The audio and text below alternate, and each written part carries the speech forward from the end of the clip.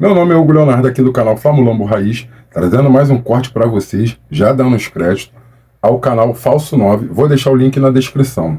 O Mundial já foi, galera, mas não foi ruim de tudo. Por quê? O Filipe Luís ele viu um outro nível de enfrentamento quando a gente jogou contra o Bayern. E é esse nível de enfrentamento que o Filipe Luís quer trazer para o nosso time. Então esse vídeo é sobre isso. Como ele vai montar o time pós o Mundial, né? Com as saídas do Gerson, a saída bem eminente do Wesley, nosso lateral direito, a chegada do Carrascal, praticamente certo, só falta o Flamengo anunciar, ver como que ele vai montar o time pós o Mundial. Mas antes de a gente ir lá para o vídeo, já pedi para você fortalecer o nosso trabalho, ajudar no nosso crescimento. Como você vai fazer isso? Se inscreve no canal, galera. Não paga nada e é de graça. Ativa as notificações para vocês não perderem nenhum vídeo assim que a gente postar. Deixa o like. O like é importante porque o YouTube entende que você gostou do vídeo e vai distribuir esse vídeo para mais pessoas que gostam desse tipo de conteúdo igual você. Se você gostou do vídeo, hype o vídeo. Você vai estar dando nota para o conteúdo que você está vendo. Sem mais enrolação, vamos lá para o vídeo. O Mundial, sem dúvida, é um divisor de águas para o Flamengo. Divisor de águas no que diz respeito a esse nível de enfrentamento e esse intercâmbio espetacular, mas também a própria escalação do time. O time que venceu o Chelsea e o time que perdeu para o Bayern são equipes que você provavelmente nunca mais vai ver em campo utilizando o uniforme do Flamengo ou sequer o mesmo uniforme. Gente chegou, como o Jorginho, gente se destacou, como o Wallace, e gente saiu, como o Gerson e muito provavelmente o Wesley. Mas e o Brasileirão? O Brasileirão é um objetivo bem mais sólido e aparentemente o time sai fortalecido desse período de Mundial. Então a impressão que passa é que apesar de ter perdido o Mundial, o Flamengo volta ainda mais favorito para o Brasileirão que ele já lidera. Qual é o estilo de jogo do Felipe? É um goleiro que tenha segurança e que jogue bem com os pés. Na linha de defesa, o lateral esquerdo que tenha uma construção, que tenha força, que seja capaz de vencer duelos aéreos. O lateral direito que também tenha isso, mas que ele faça mais deslocamentos, né? Que faça deslocamentos mais longos. E os zagueiros que tenham capacidade de construir, vencer duelos aéreos, se antecipar com leitura. Nos dois volantes, jogadores capazes de jogar de costa, como pivô, com combatividade e com passe vertical. Pelos lados, os pontas precisam ter força, precisam ter capacidade de se associar no entrelinhas e também precisam ter gol, né? Capacidade de fazer gol. O segundo atacante, que na verdade na tática do Filipe Luís é quase que um falso 9, é um jogador com muito protagonismo, que no caso é ocupado pelo Arrascaeta, precisa ter gol, criatividade e trabalho em espaço curto. Enquanto o 9, propriamente dito, precisa ter também esse gol, mas precisa ter muito mais ataque ao espaço e capacidade de pressionar para que potencialize com isso o Arrascaeta. Quando a gente vai olhar quem se adapta a isso, né, isso teve uma mudança no Mundial. Né? O Rossi, apesar das falhas contra o Bayern, né? Rossi, Varela, Wesley, os zagueiros, né, Danilo com mais protagonismo ainda depois do Mundial, Léo Ortiz e Léo Pereira fazendo um partidaço mesmo contra o Bayern, né? Os gols não passaram por eles. Vinha e Alexandro já eram jogadores que a gente considerava que cumpriam isso que o Felipe desejava. Isso tudo é antes e do Mundial, tá? Gerson, De La Cruz e Pulgar entre os volantes, lembrando que o Gerson vinha jogando de volante titular antes do Mundial, com a ausência do De La Cruz na maioria dos jogos. Luiz Araújo e Plata sempre atenderam pelo lado direito. Pelo lado esquerdo isso era um problema, não tinha ninguém, né? Cebolinha, Michael, ninguém se adapta a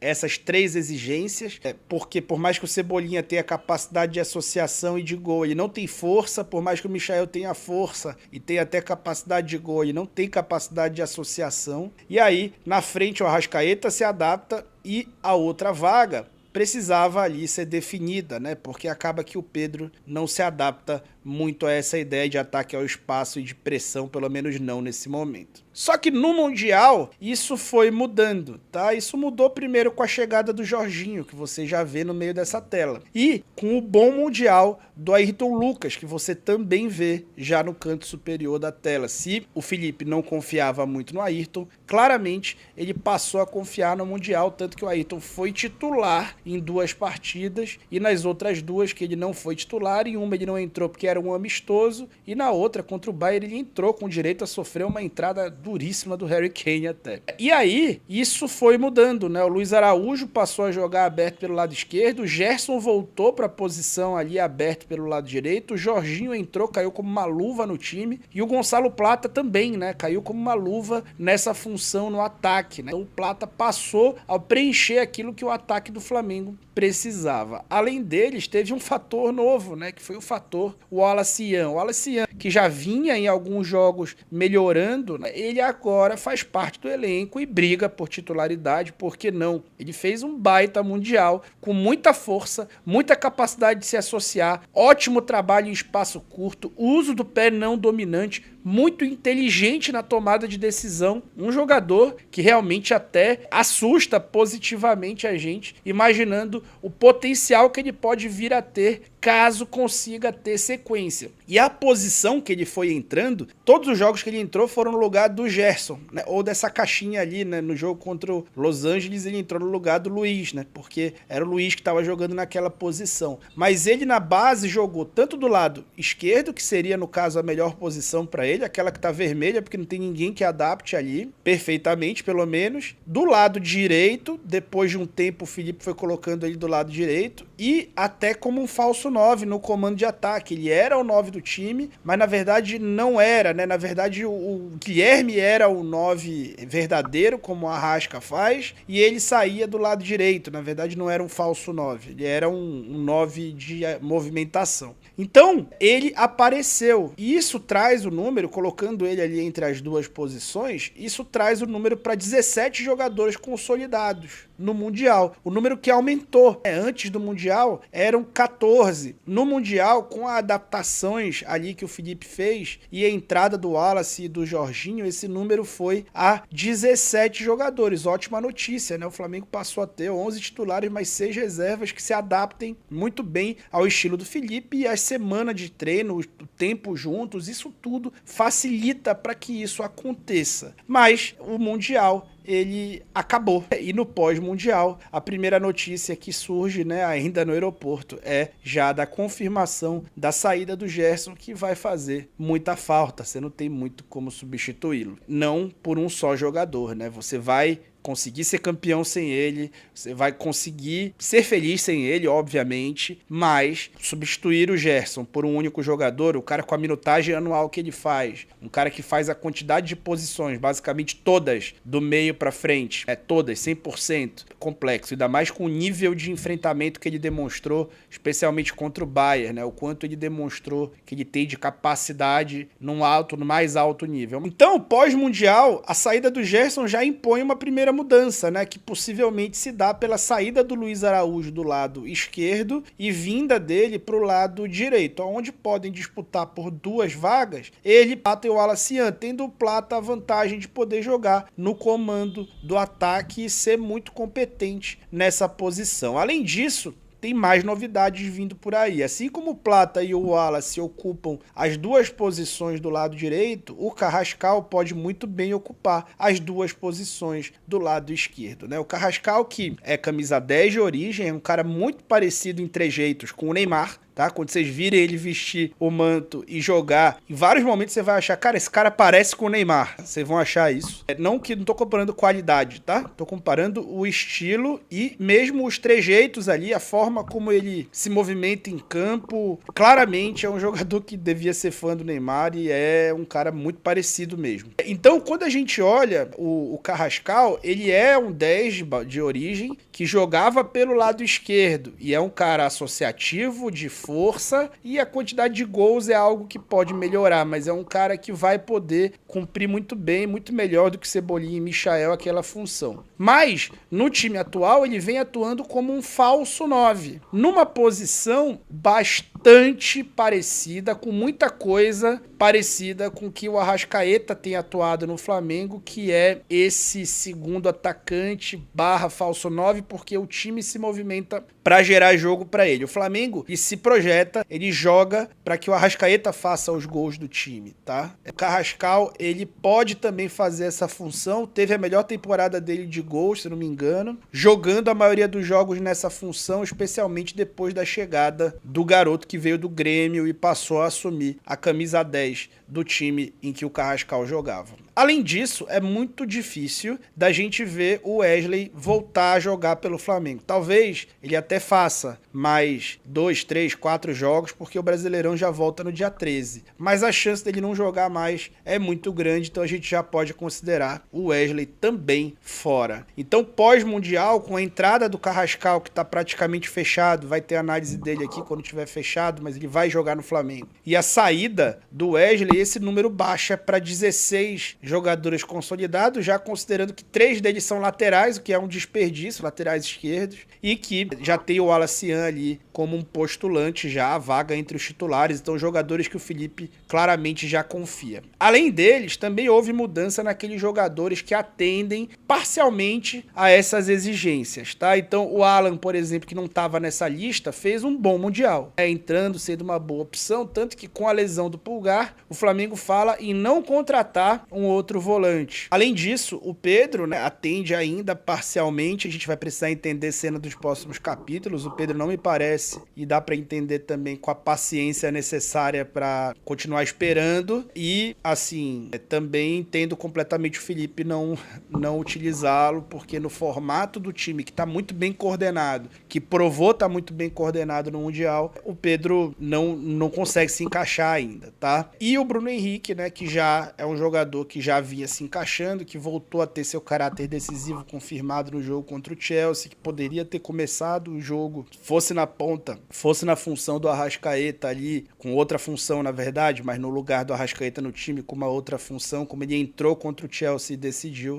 ele passa a atender cada vez mais, só que muito mais atendendo para partes do jogo do que para 90 minutos, porém o Bruno Henrique parece que corre de novo o risco de ser suspenso. Então, o que o Flamengo tem de necessidades nesse momento, tá? A ponta esquerda ou o segundo atacante e definir a situação ali do comando do ataque, me parece cada vez mais definida com o Gonçalo Plata. Mas, com a chegada do Carrascal, ele resolve um dos problemas, pelo menos. Ele pode resolver o problema de segundo atacante ou o problema de ponta esquerda. Só que lembra que ele já tem um problema no comando do ataque? Então, assim, eu insisto, eu tô falando desse cara desde o ano passado, tá? O Lucas Beltrán está ali à venda pela Fiorentina, fez uma boa temporada, é um jogador que faz tanto a do Arrasca, tanto é um meia, quanto é um 9 de apoio, de movimentação, de ataque ao espaço, de força, que tem gol. Trazer ele resolveria os outros 2 problemas do time. Trazendo ele, talvez você não precisasse contratar mais ninguém, só talvez um zagueiro ou um lateral direito, depois da saída do Wesley. Então é um jogador que eu insisto que seria muito necessário, porque se você tem ele, você consolida